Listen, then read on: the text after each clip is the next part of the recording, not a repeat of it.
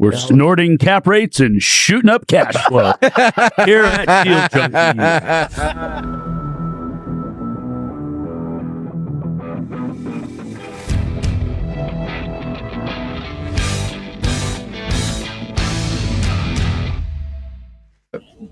Buenos dias, Deal Junkies. We're here in Manzanillo, Colima, Mexico, city, state, country. It's just me and Trevor right now with Mike Nuss up in... Are you at the studio, Mike? Mm-hmm. Oh, I am. I'm so sad. You what? So sad. Are my AirPods working okay? They're new. No. I've never used them. Yeah, got to maybe talk a little louder. Talk with your lungs. What is it? I'm 1 week into the sickness that everyone has had, so my energy will increase as we get going. Yeah, I've been puking my guts out. So, that being said, how are Thanks you guys? for joining us. Yeah, I'm showing up. I'm not showing up for you. Well, this is a favor for you. I'm showing up for Matt King, and then you guys made me get here early. But that's all right. I love you. I'll show up for you guys. Thank you.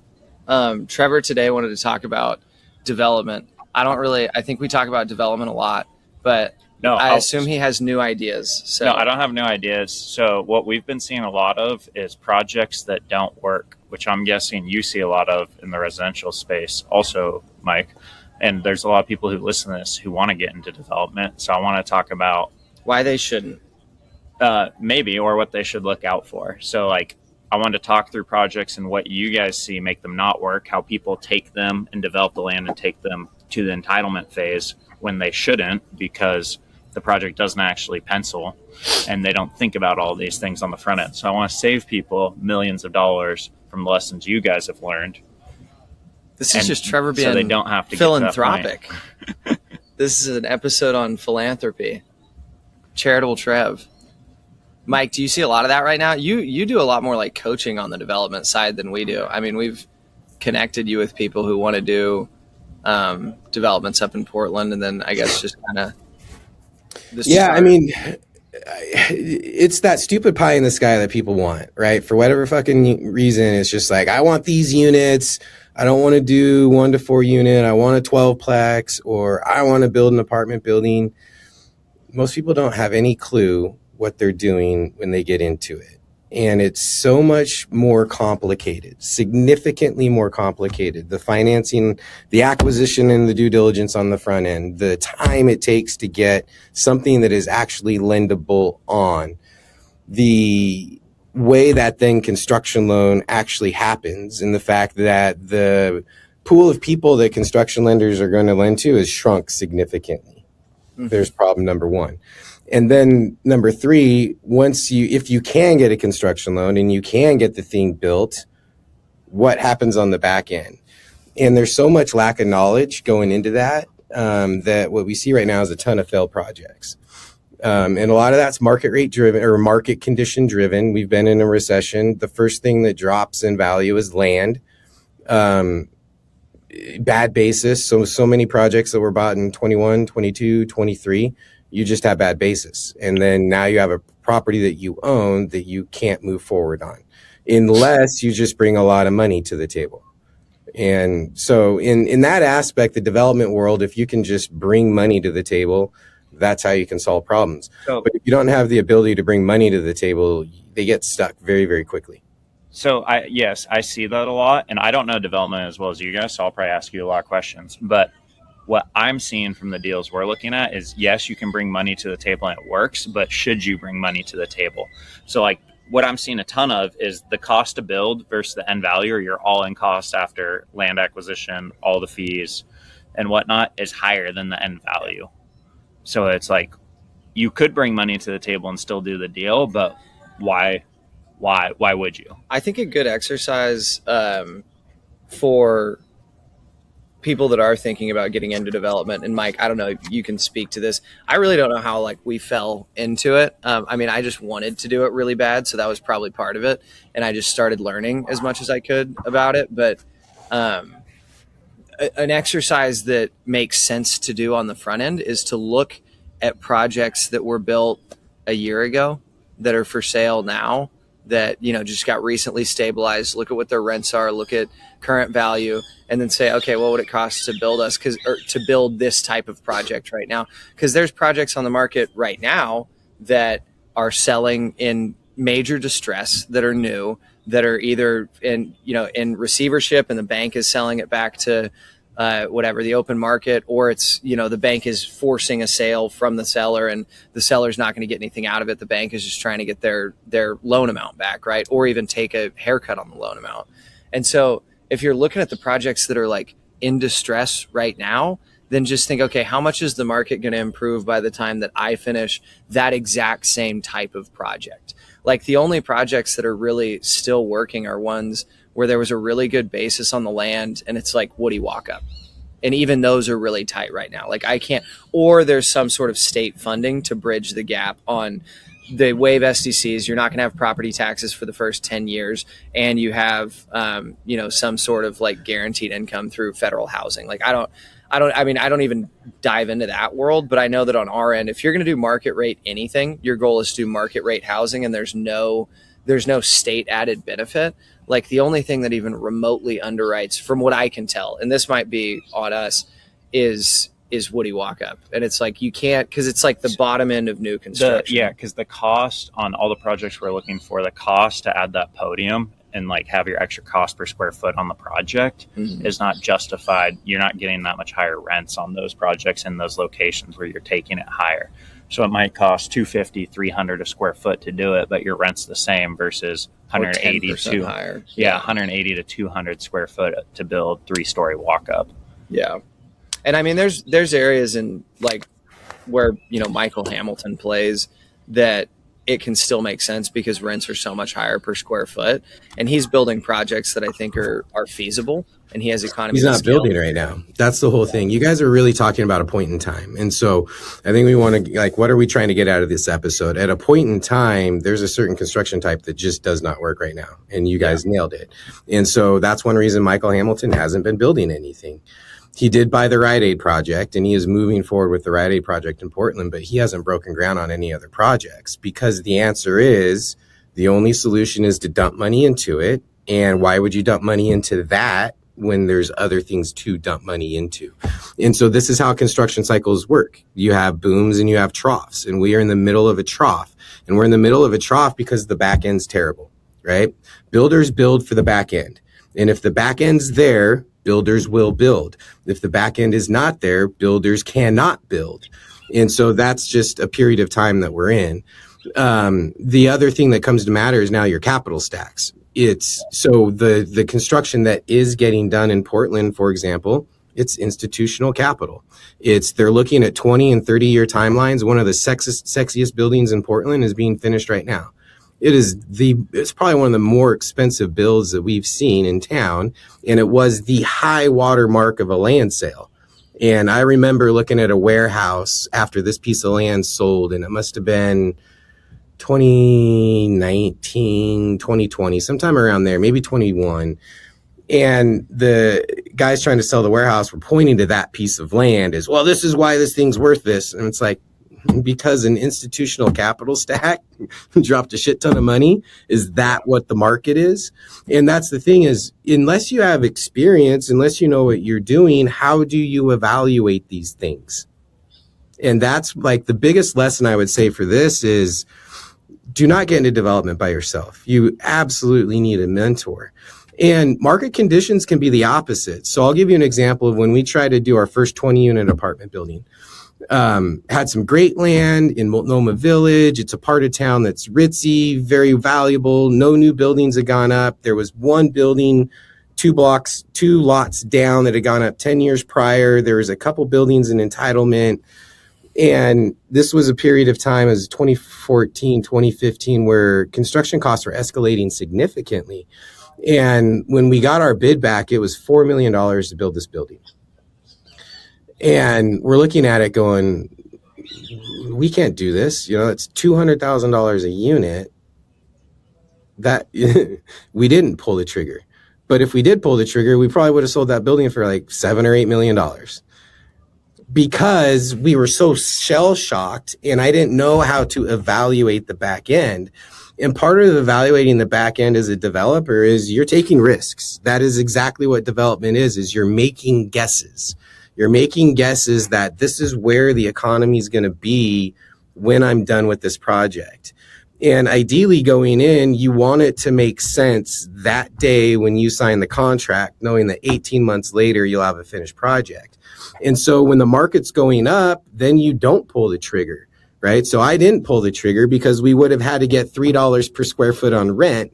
And we had just broken the $2.25 mark on per dollar per square foot.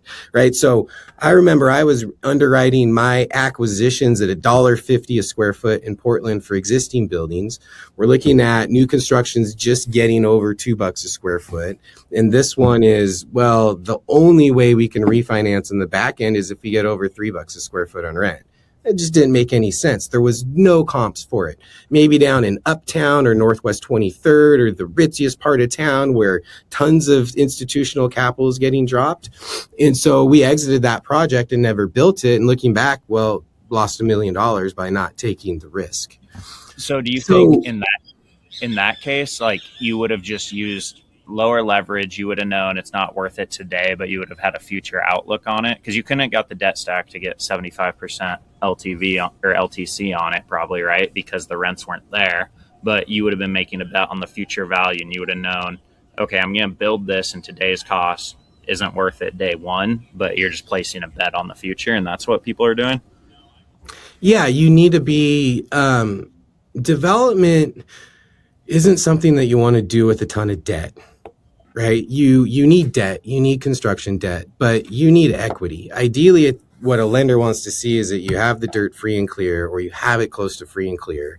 And while they will go up to 90% loan to cost, you really want your loan to cost less, and you want your loan balance to increase because you're erecting something, not because you're going in with debt. Because the problem with the back end isn't necessarily the value, it's the absorption rate, it's the time. Right. So Portland's heyday, 2012 to 2016, units were absorbing daily. Right. Prices were changing during the day. Like your leasing back end, they had whatever that pricing, dynamic pricing's going up and down. The lease terms are going from 6 months to 9 months to 4 months to 8 months. And they lease 5 units a day. Like it was just, you just lease and lease and lease and lease and lease. And so your absorption rate is so slow that your risk is taken out of the project, or so fast that your risk is taken out. But when your absorption rate is increased or slowing, your risk increases every single day.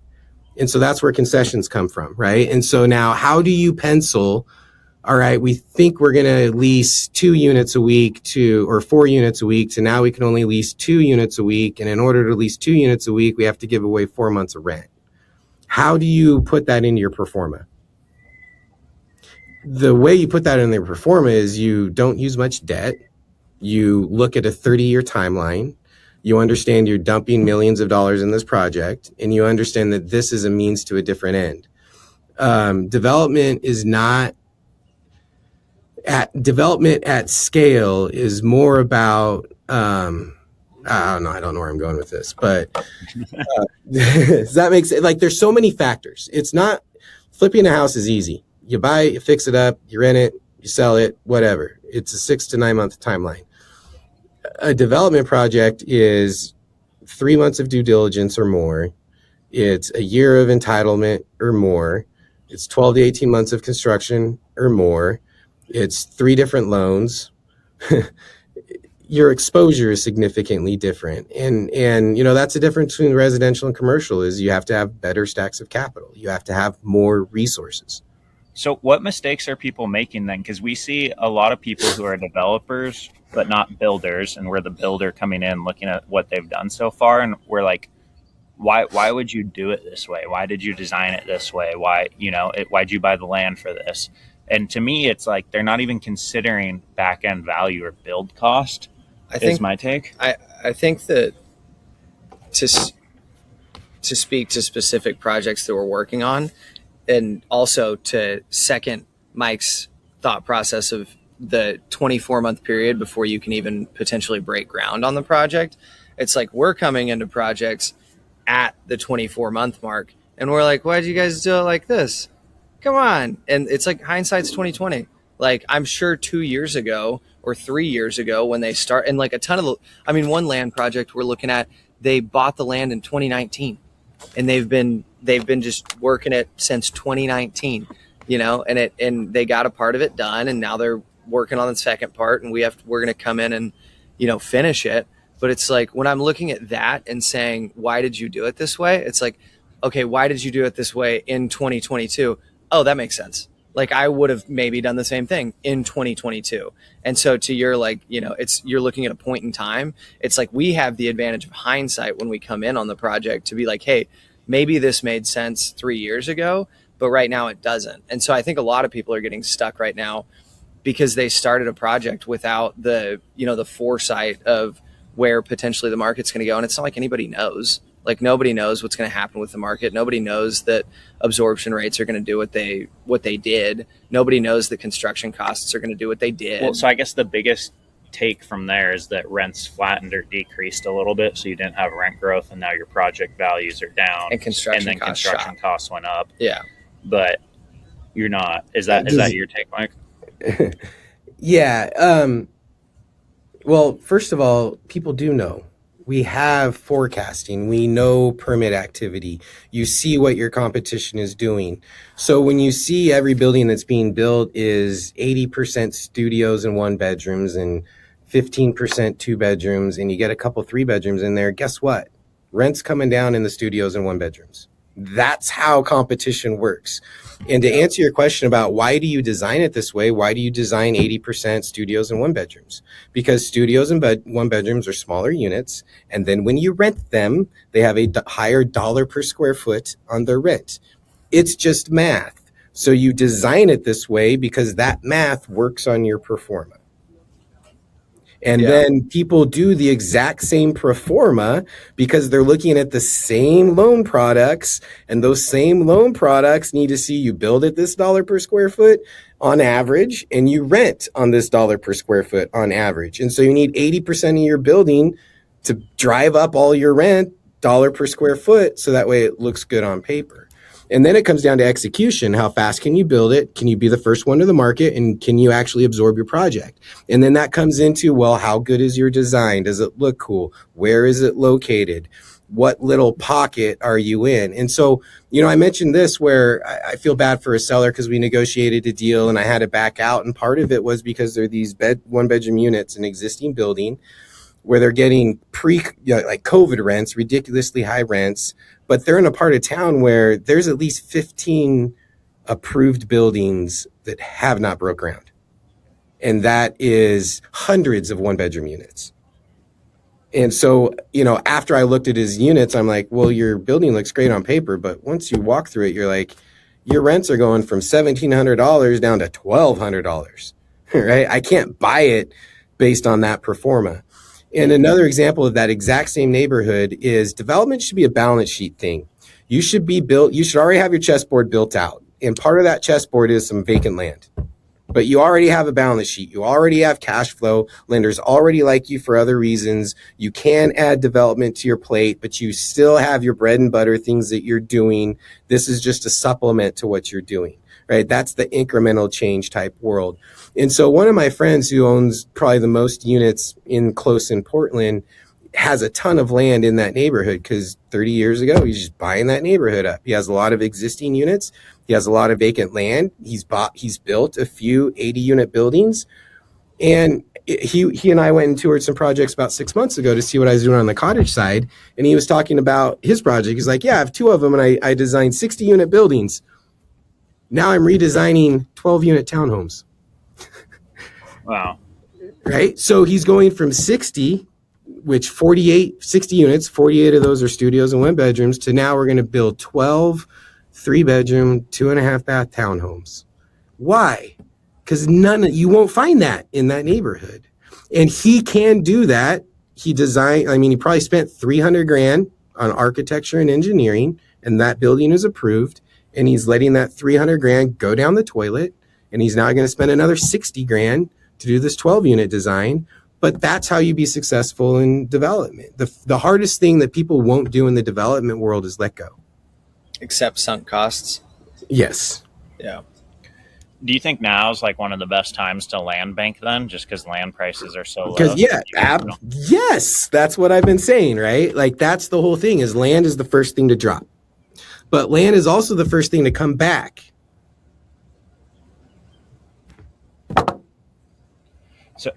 So speaking to not, I can see Dane's like trying to figure that out. Yeah, I don't know that I've thought about that. So land value is the first thing to go because that's the hardest thing to finance. Say it again. Okay. Land is the first thing to go because that's the hardest thing to finance. Yeah, but why does it come back first? I know it's the first thing to go, but why does it come back? Yeah, I guess it's not that it bounces back the fastest, meaning the residential market will start going first, and that will be the signs of it. But the increase in value isn't huge. Yeah. It's the activity is shown, right? Yeah. So now your absorption rate's there, right? Okay, great. The market's moving again. But that residential didn't drop like land. Yeah. It dropped a little, and now it's going back up a little. And land dropped huge, and now it's like, oh, we have the back end. Now demand comes back. Now lending comes back, and then that land value spikes back up. So I've seen that 3 times now. Are you developing any projects right now? Yeah, like cottage clusters. That's so. Why do I'm specifically focusing on cottage clusters? Why because the cost per unit is just like an apartment. The rent per unit is better than an apartment. The options for an exit are significantly more than an apartment. Because you can condo and sell them individually? Is that? And you can do middle housing land divisions, correct? Because it's a commercial debt stack to develop it, but it's a residential market segment that you're going into, that you're exiting into. So when you exit that and condo it, are you doing lien releases on like? Mm-hmm. Yeah, and it's not an easy strategy. We can do it because we have the lender relationships and the track record, right? So my story is we took on $20 million of debt over the past 4 years. I paid my company made $75,000 on me signing on $20 million of debt. That's the reality of what the development cycle has been. Yeah, that's not very. That's why I've been stressed out. That makes sense. But again, that's a tag on to the reason I'm still alive is because I have other things going on, right? That's a partnership, and it was a debt-driven partnership, and the only way out. So we bought 15 projects in 2021, and those needed $2 or $3 million of equity, which that's private capital, to then get your construction loans and move forward. That's at a 90% loan to cost. And then by summer of 2022, we're at 70% loan to cost. Now you need another $5 million of liquidity. And so, you just kind of do what you do to get through what you got. And so our way out was, and so what does that mean? Land value dropped. So we are over leveraged on everything that we bought. And so then you make a decision. And a lot of people are making the decision of, well, what do? Do you just twiddle your thumbs and then it gets worse? And then all of a sudden you have nothing that you can do? What we did is, I realized this in June and July of 2022. So made a very quick plan. Just like, I wasn't there when Arthur and Ruben were here, but it's the exact same thing, right? You have way too much product. You need to get all these construction loans. You have land. Like their only way out is through. And so you make a plan and you contact all your lenders and you go and beg and plead to go get more money, more high risk debt. We're giving participation loans. And you make a plan to get through and you try and create liquidity in one project so you can build out one project. So now you make some profit because you can still make profit if you can get through. And the way we went, like 1 year we made 200 grand and then we made 800 grand and then we lost 500 grand and then we lost 700 grand. It's just, so you work your way through, but now on the back end of it, we have a great track record. Lenders are like, holy shit, you guys, exited 65 condo units in the past 5 years when a lot of builders were going under and didn't get foreclosed on. Yeah. So speaking to like people who are trying to get into it in the smaller projects, not like the 50 to 200 unit ones that we're looking at, is people can still do those. Like I just did one with Jaron. Well, he did it. I just had the land and I contributed the land to him, and that was just a duplex build, and the economics of it made sense, and it was his first build, I think, that he had done. So like people can still do that product type right now, can't they? It's just how we got that land was the land was essentially free because I bought extra land with a fourplex or whatever I had. I divided off and contributed the land into the project. And like we've sold a couple pieces of like smaller pieces of land that we had, and that stuff had traded quickly. So I think there's a lot of people still trying to do these smaller projects. And they can. And the smaller projects are the ones that work because your absorption rate, right, you don't have as many units to absorb. Your back end timeline significantly shorter. The amount of equity that you need significantly different. Mm-hmm. And it's a better market you're going into, right? Selling a duplex is significantly different than selling a 12 unit because the back end financing for those two products is significantly different. And when your land's free, so you can do 2 to 4 unit with free land. I don't know that you can do a 12 unit with free land right now and make it make sense. Yeah. Right. And so that's where you just understand market conditions. And that's why we have construction booms and cycles. And so as a developer, the reason I'm good is because I've just been watching this for 15, 16 years now. I've seen developers go under, it's really sad. I know a lot of developers that were good at just doing infill construction in Portland, and then they wanted to syndicate apartment buildings. And that's a daisy chain of fucking events. There's one builder that I can think of that one of my friends who is now in trouble because he sold property to someone and this builder was going to build for free and do the equity. And it's like, now he's stuck holding a note. They can't perform. This builder's underwater. And it's a daisy chain. And there's multiple builders in town like that. And so you get over your skis. You don't plan. You get going really fast. You're playing too much golf. You're not watching your cash flow. You're not making your projections. In 22 and 23, it's daily. It's a daily event for me. Not daily, a couple days a week. I'm going in and just redoing all of our cash flow. You have to keep your eye on the target and where it's going. And you have to know what's your runway. And when we have Matt King on the next episode, that was what I learned out of GoBundance when COVID first started. It was, what's your runway? And that lesson in COVID to really understand what's your runway was the lesson that got me through 2022, 3, and 2024.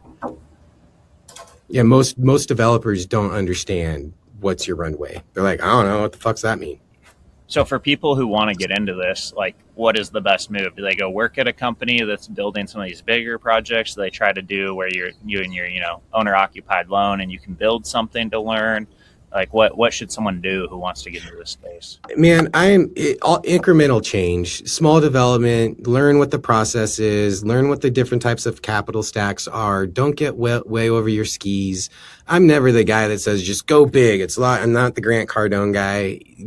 1% of people will succeed at that.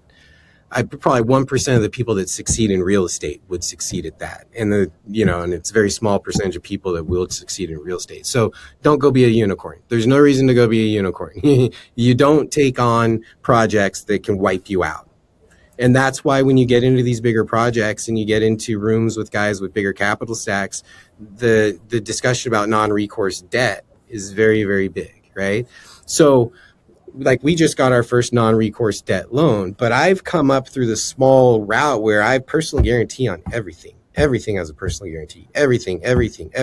Private lenders, they all have personal guarantees. There's no way in hell I'm not paying this debt off. And there is some relief when you can get into the bigger projects that you can sign non-recourse debt, but that's because the lenders are requiring you to bring millions of dollars to the table. And so start with like that owner occupied like development loan, and that's a good route for someone, or how do they go about it? Because the beginner person, right, they don't have a ton of capital, they don't have a ton of experience. How do you do it? Yeah, my thought to your point of incremental change, don't start with development. Like buy a fourplex on your owner occupied loan, buy a duplex on your owner occupied loan. Like all the people who I know who have been extremely successful developers, you go back to like the origin story, and it's like, so the year was 1980, and I bought my first house on a seller carry, and then I bought another house the next year on a seller carry, and then I could buy like 2 duplexes the following year from the same guy that I bought the first house from. And you see them just like start stacking the pieces to then they get to the point where it's like, and then I got a 60% construction loan because I sold one of the houses and rolled into whatever, a piece of land or a house with some land behind it that I knew I could build another duplex on. But I don't think that like, I think that you can maybe get lucky on your first development, and if you learn a lot, then okay, you get to go do the second one. But it's like, if your first thing is going to be development and you're doing it with none of your own capital, you're just gambling. Like, you're just a gambler. Yeah, development is not investing. Development is speculation. It is the top of the mountain of speculation. I think it can be. I don't want to say that it is in every scenario. Like across the board, I don't want to say that it is. But I do agree that there's no income in place. It's speculation. There's no income in place. It's full speculation. You are speculating at what point in the future will you have income and how much money do you have to spend to get there. There's nothing that's investment about that. That is pure risk. Now, you can say it's a high risk investment strategy, sure, but no, it's pure speculation. The better you are, you can remove the risk because you can speculate better. But the longer the time frame is, more things are so many out of your control. It's just speculative. I would never put development in the world of investing. They're two different things. Investments have income streams. Not all investments. Gold, silver. Gold, it's a store of value. It's not an investment. It's a store of value. Yeah. I don't wholeheartedly agree, but I agree that there's parts of it that are speculative, but I don't think it's like full speculation.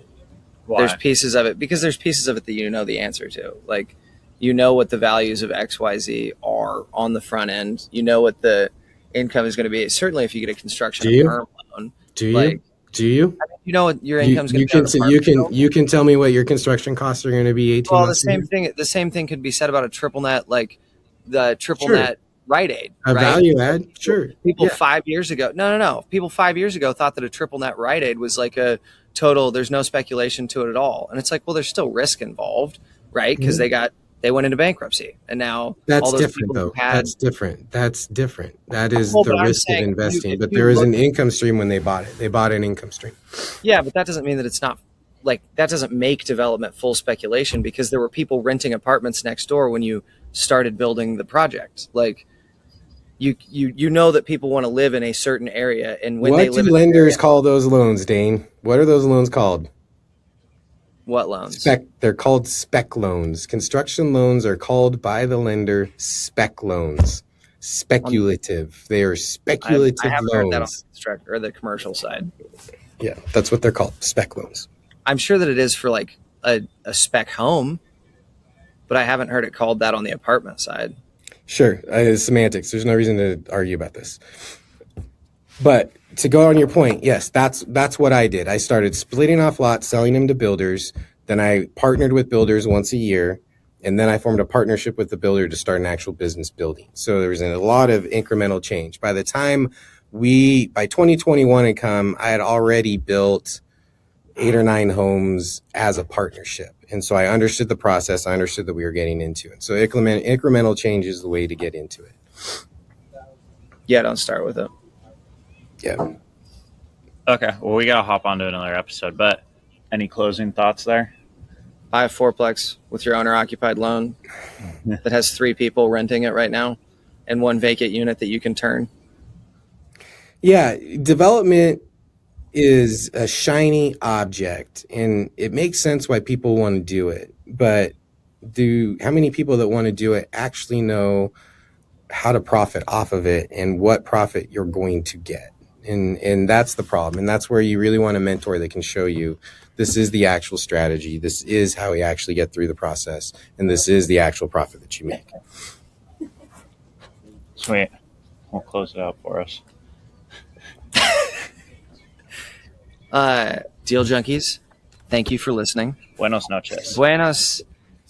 Buenas tardes. Yeah, come in. Gabe's here too. Gabe will be in the next episode.